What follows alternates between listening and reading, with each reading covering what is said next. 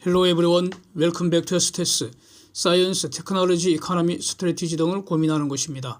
미국 시장이 큰 변화를 보였죠. 막판에 지수가 급등세 마감했고 필라델피아 반도체 지수 4.6% 폭등했고요. 에너지 가격도 급등세 보여서 가스 선물이 8% 이상 폭등했고요. 달러 지수도 비교적 크게 내렸습니다. 그래서 원달러 환율도 1,403원대로 크게 내렸고요. 그런데 미국 10년물 국채금리는 4.16%로 상대적으로 안정적인 그런 모습입니다. 그런데 이제 코스피는 11월 옵션 시장 만기 주간이 이제 시작이 됩니다. 그래서 총론적으로 우선 본다면 저는 그 미국 시장이 이미 크리스마스 랠리 출발해서 지금 잘 가고 있다 이렇게 기본적으로 이런 말씀 계속 드리고 있고요.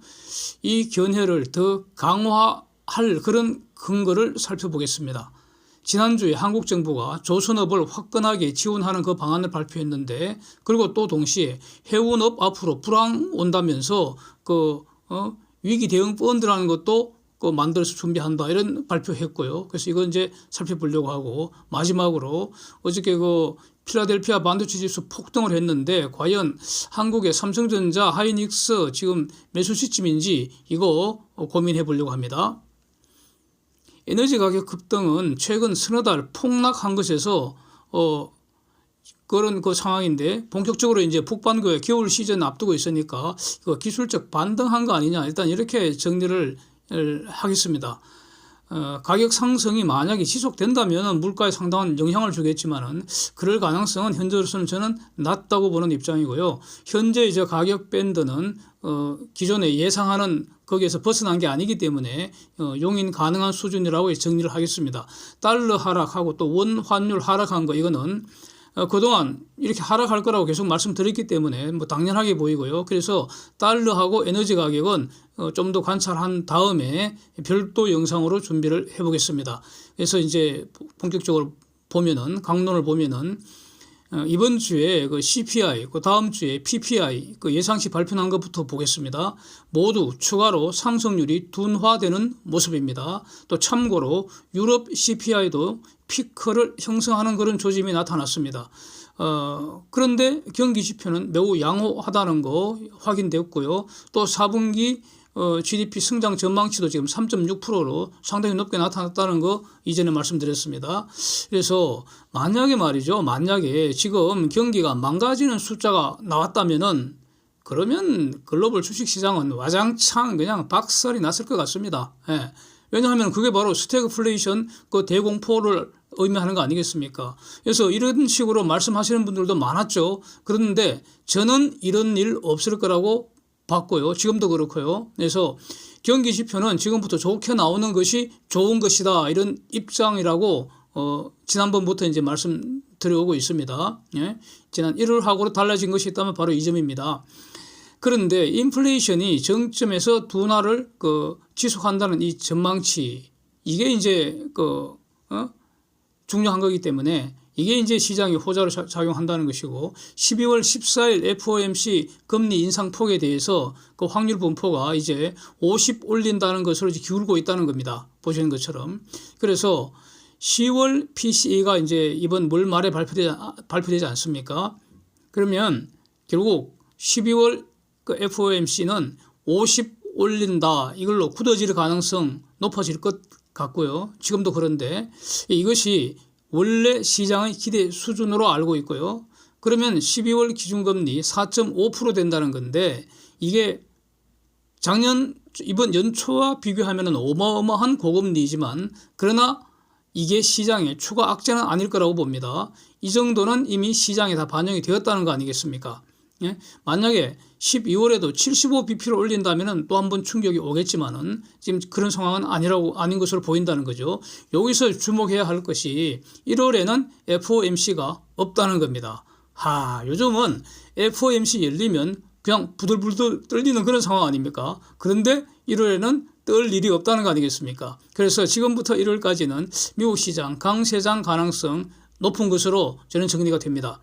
즉 3분기 실적 시즌이 이제 마무리되고요. 크리스마스 랠리 이어지고 또 연초 효과 즐기고 나면은 그 다음부터는 자연스럽게 새로운 이제 그 실적 시즌으로 넘어간다. 뭐 이렇게 이어진다는 겁니다. 문제는 이제 그 23년 이후에 시장의 주도 업종을 잘 골라 잡는 것이 될 것 같습니다. 과연 그 반도체가 시장을 이끌 수 있을지 주목되는 그런 그 상황이라는 점, 하여튼 마지막 부분에 반도체 부분 다루겠습니다. 그러면 이제 코스피는 어떻게 될 것인가? 표 한번 보시면요. 3분기 이후에 외국인들 코스피에서 현물 주식을 매집 중이라는 사실 여전히 확인이 됩니다. 계속 드리는 말씀이죠. 4분기에는 더 늘어났습니다. 본격적으로 지금 주소 담고 있습니다. 다음 주부터는 저는 더 증가하리라고 봅니다. 장중에는 현물 파는 것 같기도 한데 결국에는 지속적으로 지금 사들이고 있다는 겁니다. 4분기 들어서 가속되는 모습이 보이죠. 예, 그렇습니다. 그런데 이 추세가 대략 연말까지, 즉 현물 주식 순매수하는 추세가 대략 적어도 연말까지 지속되는 거 아니냐 이겁니다. 그래서 코스피도 미국 따라서 크리스마스 랠리 추진된다고 보는데 그 추진 동력이 바로 외국인들 순매수 아닌가 이렇게 보겠습니다. 선물 시장에서도 외국인들이 12월 만기 그 선물을 계속적으로 누적 순매수 유지하고 있습니다. 요컨대 외국인들은 코스피에서 롱 플레이 하고 있다는 겁니다. 그런데 또 달리 이제 이와 약간 다른 말씀 드린 게 3주 전부터 말씀드린 것이죠. 이번 주 목요일 만기가 되는 11월 옵션 시장에서는 외국인들이 풋 매도는 딱 좋은데 롱 플레이 하는 거 아닙니까? 풋 매도는. 그런데 콜도 매도 한다는 점입니다. 콜도 매도. 그렇죠? 그래서 외국인들은 현재는 지금 양 매도 전략, 즉 가두어 두고 있다는 겁니다. 지수 폭을. 네. 내리는 건 분명히 아닌데 지수가. 근데 팍 올리지도 않는다. 이게 가두는 거 아닙니까? 여기서 이제 여러 가지 시나리오가 가능합니다. 만기 전략으로. 그런데 가장 가능성이 큰 거는 뭐냐? 11일 이후에, 만기 이후에 본격적으로 더 크게 오르지 않을까 하는 점입니다. 만기까지는 결국 콜 매도에서도 외국인이 이익을 실현하는 그 게임이 될지 요걸 이제 주목을 해야 될 것 같다는 겁니다. 이번 주. 그러니까 뭐 이러면 월화 또는 월화수 이렇게 목요일은 어떨지는 그건 뭐 그야말로 알고도 모르는 것이고요. 그렇습니다. 그래서 지금 여기서 이제 또 하나 주목되는 거는 개인들이 비교적 콜을 대량 순매수를 했는데 과연 개인들이 저 포지션에서 대박이 실현되도록 허용될지 이겁니다. 개인들은 장을 주도적으로 끌고 갈 수는 없지 않습니까? 왜냐하면 개인들 전체 어떤 물량은 어마어마한데 외국인들보다 훨씬 많죠. 근데 딱 반으로 쪼개지지 않습니까? 개인들은 항상. 그래서 한 곳을 모이질 않거든요. 항상 그래서 장을 주도적으로 끌고 가는 거는 그러니까 롱 포지션 가져가는 세력입니다. 롱 포지션. 예. 그래서 롱 포지션에서 이번에 외국인들은 롱 플레이, 그러니까 올라가는 쪽을 선택했다는 것인데, 근데 지금 콜에도 매도를 해뒀기 때문에 이번 주에는 상당히 재밌다 이겁니다. 개인들이 과연 저 콜 매수해서 푼돈은 분명히 벌 것 같습니다. 콜 매수했기 때문에, 장이 강세이기 때문에. 근데 대박은 실현되지 않을까. 만약에 개인들이 콜에서 대박 실현했다면은 외국인들은 콜 매도에서 손해를 봐야 되거든요. 그걸 허용할 것인지 흥미롭습니다. 분명한 거는 금융투자 풋 매수한 거는 완전 꽉 났습니다. 지금. 완전 꽝입니다. 저거는 구제불능입니다. 다 날린 겁니다. 저거는. 그 다음에 조선업이 이제 10년 불황을 벗어던지고 드디어 이미 저는 뭐 코스피 주력 업종이 됐다고 보고요. 최근에 10월달 이렇게 좀 내렸는데, 내렸네요. 근데 결국 23년에 여전히 코스피 주력 업종이 되리라고 보는데, 지금 정부가 보시는 것처럼 조선업 지원 방안 발표했습니다. 얼마 전에 왜 온라인 생중계 하면서 뭐 비상경제 무슨 회의한 거 생중계하고 그랬지 않습니까? 그 후속 대책으로 보이는데, 그 이전부터 이제 조선업 사장단하고 산자부 장관이 계속 모였죠. 만나서 애로사항 듣고 그랬는데, 그 지원 방안 꼼꼼히 읽었습니다. 꼼꼼히 봤는데, 결국 조선업계가 현존의 애로사항을 해소해 달라고 정부에 건의한 거, 요걸 수용한 것을 일단 보입니다. 수용한 것으로. 그래서 지금 가장 큰 그 핵심 중에 하나가 인력 부족, 즉 생산 요소 중에서 생산 요소가 자본과 노동인데 인력 부족이라는 것은 노동이 부족하다는 거니까 그러면 노동 공급을 늘리는 정책을 먼저 나와 있습니다. 노동 공급을 어떻게 늘리느냐 두 가지인 것 같습니다. 기존 숙련공들 이 사람들이 이제 베테랑들인데 이분들이 일을 더 하고 돈을 더 벌 수 있도록 그럼 서로 좋은 거 아닙니까? 그래서 주 52시간 이상으로 특별 연장근로 이거 180일로 이제 늘려주기로 확정했다는 것이고요. 그래서 연장근로 하면은 그 연장근로 수당이 시급이 왕창 올라가지 않습니까? 그러면 이제 숙련공들 월급도 많이 오르니까 모두가 원하는 거 아닙니까? 이거 그렇게 알고 있습니다. 그러니까 근로자들도 일을 더 하고 싶은 거 아닙니까 지금? 그래야지 목돈을 벌 수 있으니까. 예?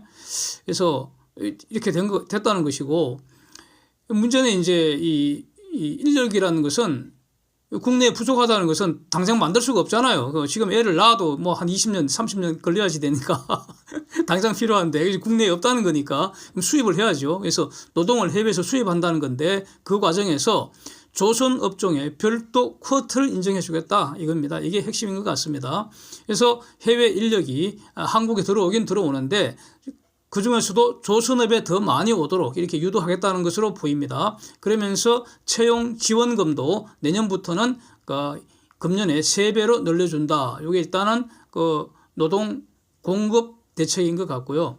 그 다음에 이제 그 초격차 기술을 유지하기 위해서 내용이 쭉 나오는데 특히 눈에 띄는 게 자율운항 부분이 가능하도록 법률 정비하겠다. 이게 중요한 것으로 보입니다. 자율운항 기술 개발은 결국 기업이 알아서 제가 살아남고 싶으면 자율운항 기술 개발해야 되는 거 아닙니까? 그래서 기업이 생존하기 위해서 알아서 스스로 하는 것이고요. 이걸 다 이제 개발했을 때 실제 적용을 하려면은 기존 법률이 장애가 되는 경우가 있을 거 아닙니까? 그거는 사람이 하던 걸 기계가 하는 거니까. 그래서 이거를 법률이 장애가 되는 그런 불상사가 일어나면 안 되니까 미리 제거하고 정비한다. 이렇게 이해가 되기 때문에 정부가 해야 할 일을 하는 것으로 보이고요. 그런데 그 발표 중에 정부가 오해하는 게 있는 것 같은데 원격 제어는 자율운항 아닙니다. 저건 완전히 틀린 내용입니다. 원격 제어는 본질은 사람이 운항하는 겁니다. 원격적으로 운항하는 것일 뿐입니다. 그러니까 그거는 사람이 운항하는 것이지 기계가 운항하는 거 아닙니다. 자율운항은 사람의 개입이 일체 없이 인공지능 시스템이 운항하는 것이고요. 이미 일본은 연안화물선, 페리선 이런 걸 대상으로 해서 금년 초부터 완전 자율운항, 사람이 일체 개입 안 합니다. 원격도 안 합니다. 그래서 실선으로 실제 항해 경로에서 테스트 성공했고 그 이후에 계속 반복해서 연안의 모든 실제 항로에서 데이터 축적하고 있다는 겁니다. 데이터 축적한다는 것은 인공지능 교육시키는 그 지금 단계라는 겁니다. 인공지능도요 교육을 계속 시켜줘야 합니다. 그래서 그 다음에 이제 그 기타 미래 선박 기술 관련은 이건 제가 매우 관심이 있는 분야고 그동안 많은 영상으로 이제 다뤄왔는데 크게 다르지 않은 것 같고요. 저기 할 말이 너무 많은데 오늘은 이 정도로 마치고요. 다만 지금 그 발표한 것 중에 원자력 추진 선박에 대해서 통째로 누락이 되어 있습니다. 이거 저는 매우 중요하다고 보는데 선박 관련해서도 그래서 정부가 다음 발표할 때는 원자력 추진 선박 이 개발하는 분야도 당연히 이거 포함을 시켜야 한다고 봅니다. 이거는 그렇고요. 또 이제 그 주목되는 게 신사업 전략이라는 거죠. 포스트 슈퍼사이클 이후를 준비를 하는 거 이거는 정부가 걱정할 게 아니고 개별 기업들 삼성중공업, 현대중공업, 대우조선 이런 개별 기업들이 자기들이 죽지 않고 계속 살려면은 눈물 젖은 빵은 더 이상 먹기 싫다. 앞으로 계속 뜨뜻한 밥 먹고 싶다. 그러면은 지속 가능한 성장 전략의 문제로 생존 전략의 문제로 신사업 전략은 기업들이 스스로 알아서 해야겠죠. 그래서 조선사들이 살고 싶다면 알아서 신사업 개발해야 되지 않겠습니까? 못하면 죽는 것이고요. 그래서 투자자는 걱정할 거 없는 거죠. 그 전에 팔고 나가면 되는 거 아닙니까? 투자자는 기업들이 잘 하는지 못하는지 조용히 이렇게 두고 보다가 못한다 싶으면 미련 없이 팔고 떠나면 그만입니다. 우리가 걱정할 거 아니지 않는가 싶습니다. RG를 적기 발급하는 거 실천적으로 이제 매우 유용할 것 같습니다. 그런데 여기서도 정부가 좀 더 독창적이고 과감한 전략이 좀 없는 거 아니냐 싶습니다. 가령 선박 투자 펀드입니다. 이거 활성화하는 게 중요하다고 보는데요.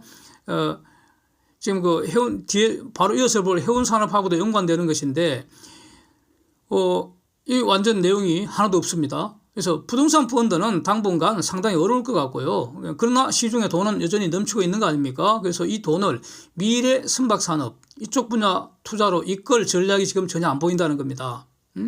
그래서 다음 기회에는 정부가 원자력 추진 선박과 선박 투자 펀드 관련해서 정부의 어떤 전략이 나와 주기를 기대를 해보겠습니다.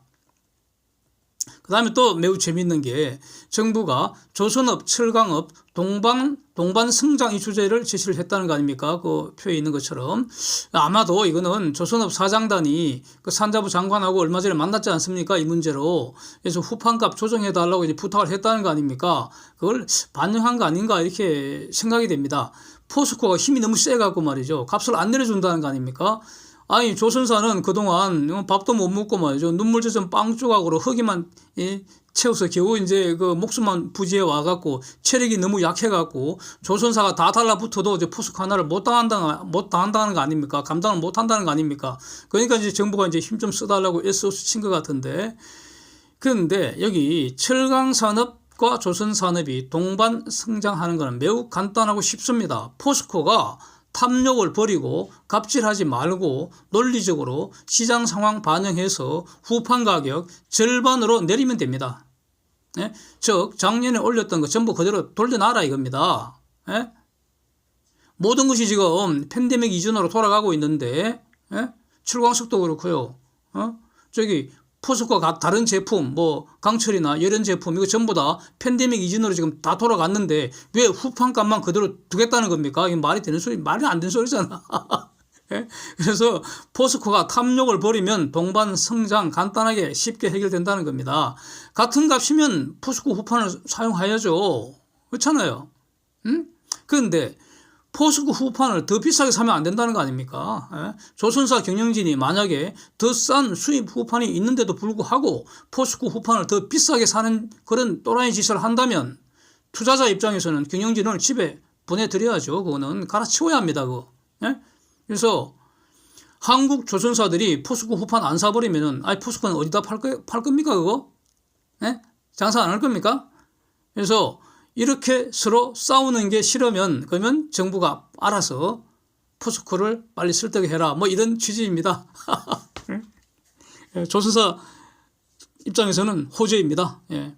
그다음 이제 또 보시면은 머스크가 3분기에 예상보다 훨씬 더 좋은 실적을 발표했다는 거죠. 주가 올랐을까요? 예, 그래프 한번 보시죠. 찔끔 오르긴 올랐는데 그래도 해운주는 지금 사면 저는 안 된다는 입장입니다. 장기 추세 한번 보시면은 가령 이런 거 아닙니까? 한 달 주가 박살 나다가 하루 찔끔 오른 거 아닙니까? 세계 1등 머스크 주가도 그렇습니다. 그래서 해운업에 무슨 일이 벌어지고 있는지 정확히 알 필요가 있을 것 같습니다. HMM도 아직은 실적은 좋잖아요. 예. 그런데 해운업 세계 1등은 머스크 같은 저런 곳이지 HMM은 아니지 않습니까?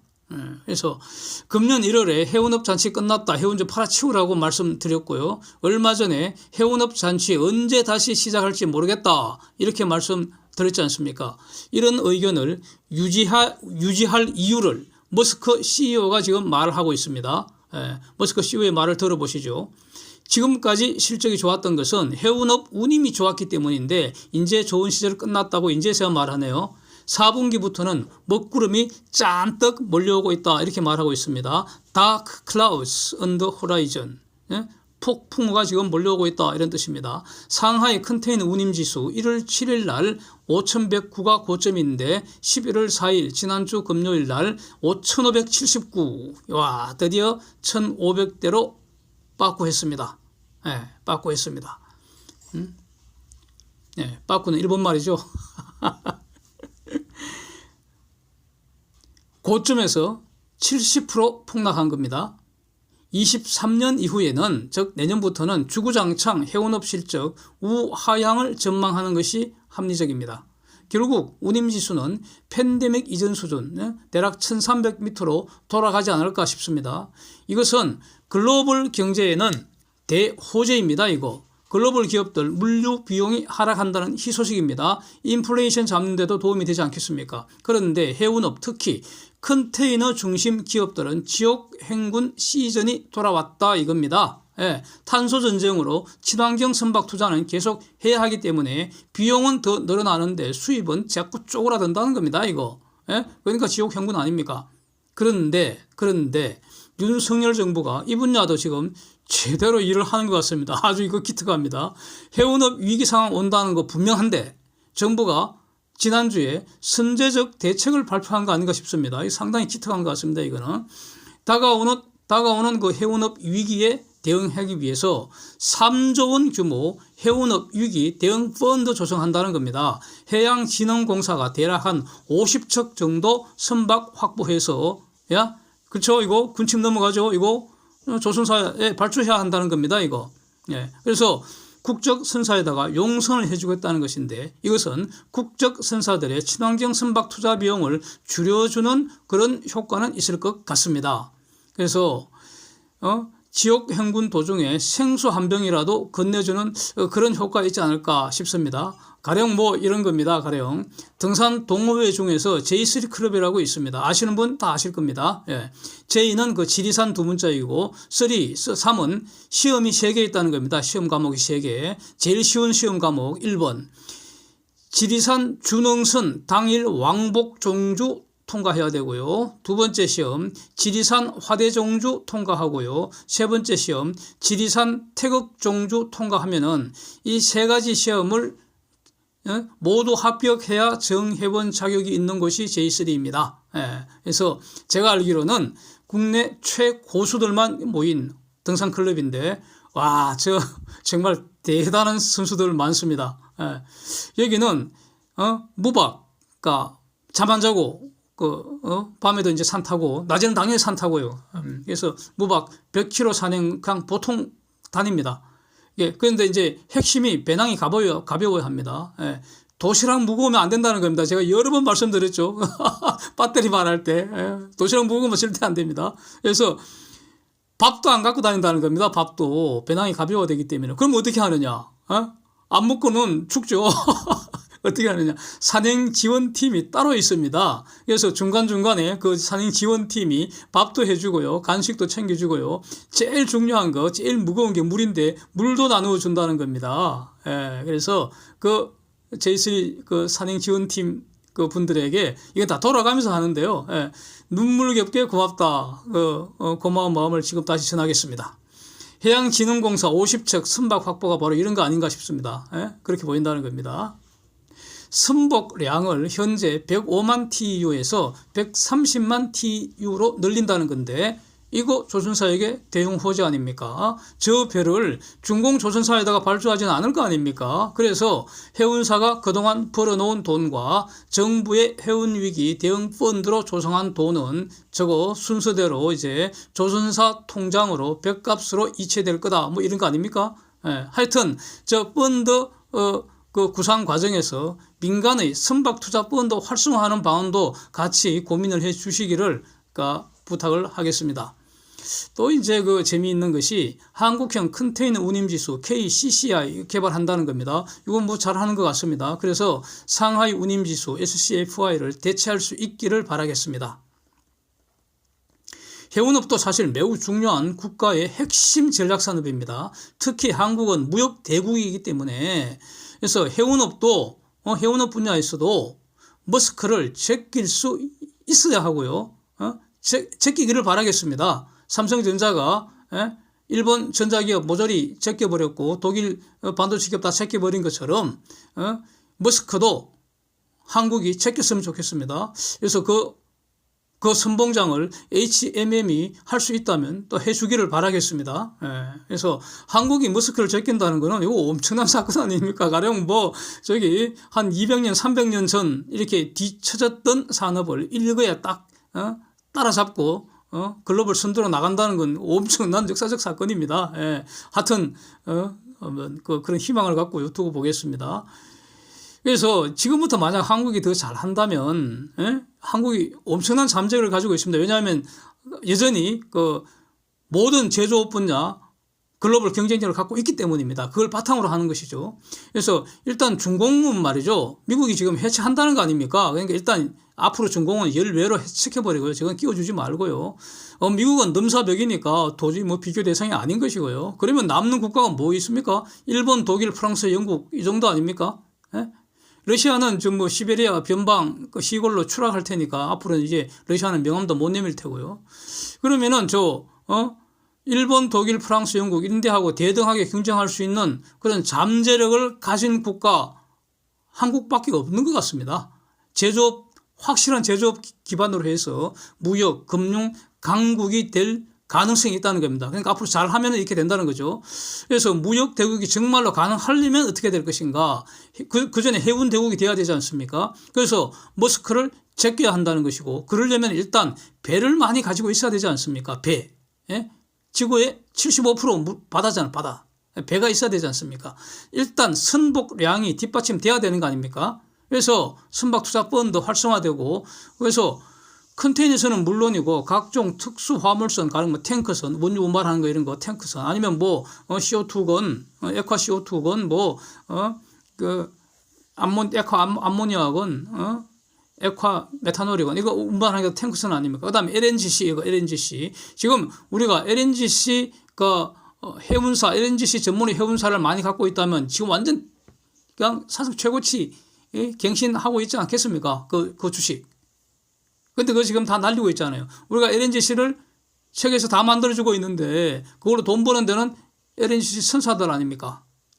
우리가 LNGC 선사 운영 못할 이유가 어디 있습니까? 그래서 이런 방향으로 앞으로. 그래서 글로벌 시장에서 용선 분야 큰 손이 돼야지 그 해운 대국이 되는 거고, 그래서 무역 대국 되는 거 뭐 이런 거 아니겠습니까? 이렇게 되면은 머스크 제낄 수 있는 거죠. 예, 그래서 이런 분야 어떤 장기적인 전략이 제시되기를 바라겠습니다. 한번 기다려 보겠습니다. 반도체 부문 한번 보겠습니다. 특히 하이닉스 투자 시점 이거 고민해 보겠습니다. 근데 결론은 아직은 저는 아니라고 보고요. 만약 오늘 하이닉스 주가가 오른다면은 글쎄요, 고점 근방에서 팔아치우는 것이 유효하지 않을까 싶습니다. 근거는 이렇습니다. 글로벌 경기 후퇴하고 있습니다. 최소한 내년까지는 지속될 겁니다. 그렇죠? 뭐 여기에 반대하신다면은 뭐 지금 사도 되고요. 메모리 수요 감소합니다. 지금 공급 초과 상태입니다. 그래서 스팟 가격 계속 하락하고 있습니다. 최근에 하락이 가속되는 모습입니다. 그림 보시죠. 스팟 가격. 스팟 가격이 하락한다는 것은 그 다음에는 뭐가 하락한다는 겁니까? 장기 계약 가격도 하락한다는 겁니다. 스팟 가격 하락을 반영해서 이게 계속 반복되는 겁니다. 지금. 그래서 내년 이후 하이닉스 실적 주구장창 우하향한다는 의미입니다. 그래도 사시겠습니까? 그럼 사십시오. 그 다음에 하이닉스는 지금 인텔에서 낸드 사업부 인수했는데 이게 지금 아직 본격적으로 약이 될 상황 아닌데 지금 경기가 꼬꾸라져 버렸습니다. 그래서 인텔은 참 그 신의 한 수로 팔아붙인 것 같고요. 하이닉스 입장에서는 저 골칫덩어리 비싸게 산 거 아니냐 이런 상황이 될 가능성이 높습니다. 그 다음에 지금 그 재고 부담이 폭증을 하고 있는데 이 감산으로 해결될지 이게 상당히 의문이라는 거죠. 근데 문제는 삼성전자가 인위적으로 감산 안 한다고 공언을 했습니다. 이 의미가 뭡니까? 반도체 세계 대전이 바야흐로 격렬해진다 이거 아니겠습니까? 전쟁하면은 사상자가 많이 발생하는 거 아닙니까? 그러니까 사라지는 메모리 반도체 기업이 상당히 나오지 않겠습니까? 대부분 중공에서 대량 학살 일어나겠죠. 그런데 그 과정에서 대만 반도체, 메모리 쪽입니다. 대만, 하이닉스 어렵겠죠. 저기 미국의 마이크론도 어려울 테고요.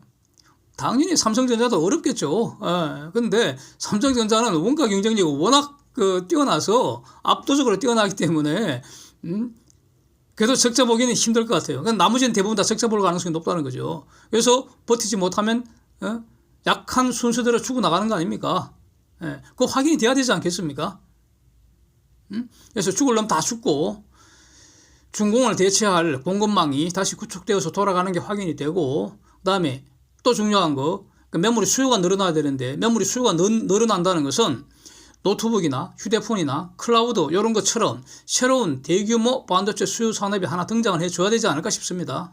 그다음에 그래서 순차적으로 메모리 수요가 이제 증가해서 그러던 순간 메모리 수요가 폭증을 해서 스팟 가격이 스카이라켓 하늘로 치솟아 오르고, 그래서 장기 공급 계약도 계속해서 상승 사이클이 돌아가는 게 확인돼야지, 그 전에 투자할 기회가 다시 오지 않을까. 뭐 저는 이렇게 저는 정리를 하고 있습니다. 네. Thanks for watching. See you next.